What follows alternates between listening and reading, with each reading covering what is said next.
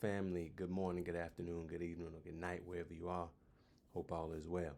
Once again, it's me, Father Prophet, coming to you with the Greatness Podcast. Just got back from the gym, as you know. This is when I film, and I feel the most inspirational, and I feel that God has me in the best position to talk to you all when I get done training. So today's topic, man, is going to be a quick hitter because I don't want y'all spending a lot of time more than necessary, to get what I want to give you. So today we're going to talk about 555 negative self-talk comments that you should never ever say to yourself. Like I said on previous videos, and I say to my clients all the time, if you can defeat the enemy within, no enemy on the outside stands a chance. What that breaks down to is having a positive mindset and talking to yourself positively is a key to great success in your life and achieving anything that you want to achieve.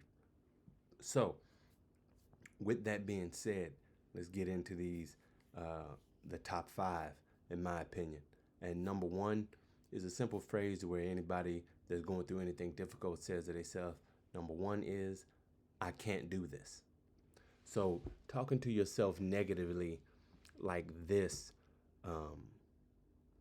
can put a limit on your trying of new things, your stretching of yourself, taking on new challenges, and it also may prevent you from your ultimate blessing, prevent you from getting that opportunity or learning that one thing that you need to learn to get you closer to your greatness or to get you to ultimately achieve the goal or the greatness that you want to achieve in life.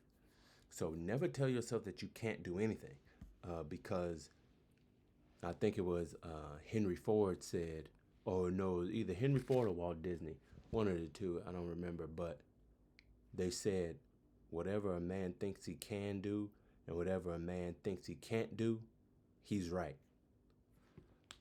So never tell yourself that you can't do anything. Always be positive, and always believe in yourself to be able to do whatever you put your mind to. Number 2 is, I'm not good enough. And this can be spoken in many different ways, but I'm not good enough. It causes you to focus on your inadequacies or the things that you don't do well, rather than focusing on the positive things that you do well. It can lead to negative feelings and low self-esteem. It builds a lack of confidence, to where you think that, oh, I'm not good enough to do that. I'm not good enough to do this. Everyone is unique in their own way. You have to know that just because someone else might be further along in their journey or have more success doing what you want or you feel like you can do, doesn't mean that you're not good enough. What you have is completely unique. Yeah, other people might be cooking. Yeah, other people might be training people. Yeah, other people might be making YouTube videos, or yeah, there's other motivational speakers and life coaches, but they're not me. I know that I'm good enough. I know that I'm worthy of the things that God has put in my life and has in store for me. Number 3 is, I'm a failure. Don't ever say it. We don't, like I teach my kids, we don't lose, we learn. You might take an L, yes, you lost the game, but what did you learn? What did you get out of it?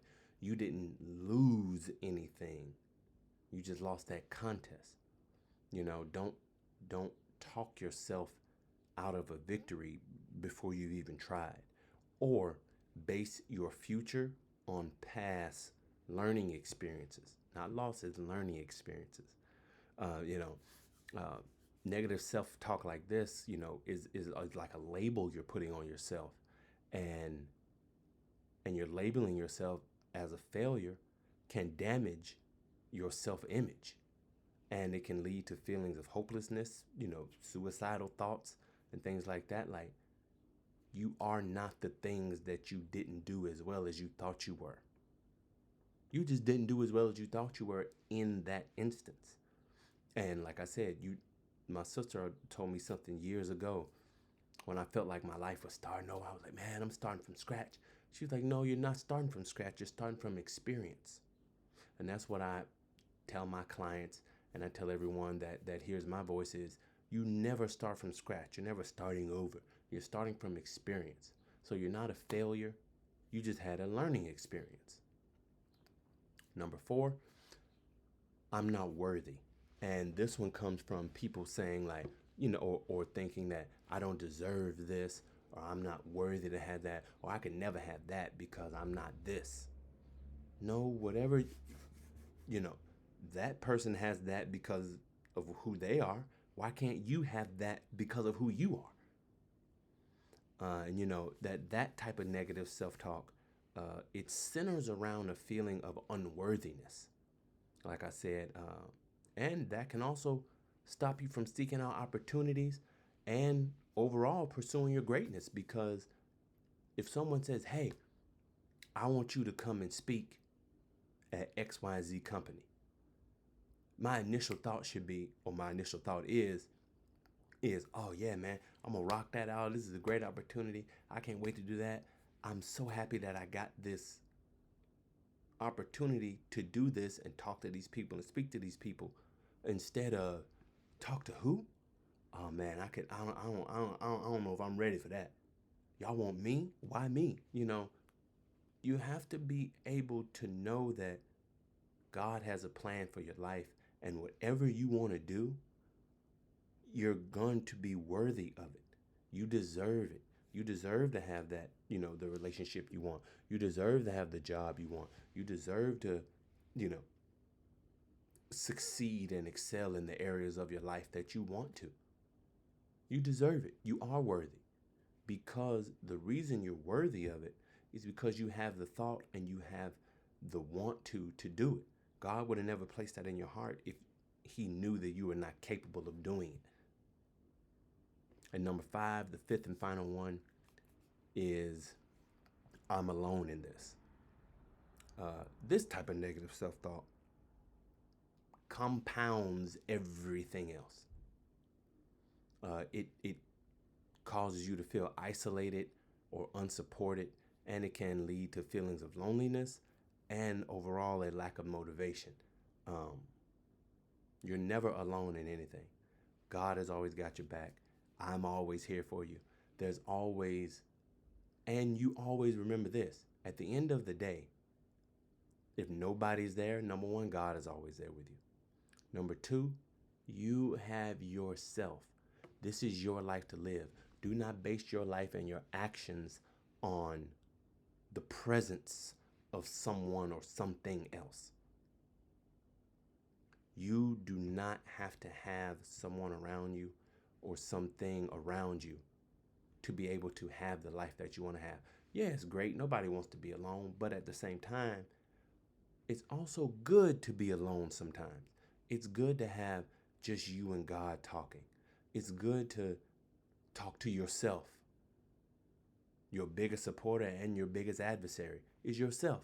If you can get over yourself and if you learn how to be alone, then, life will be, you will have a lot less challenges. My mother used to always say, learn how to play by yourself.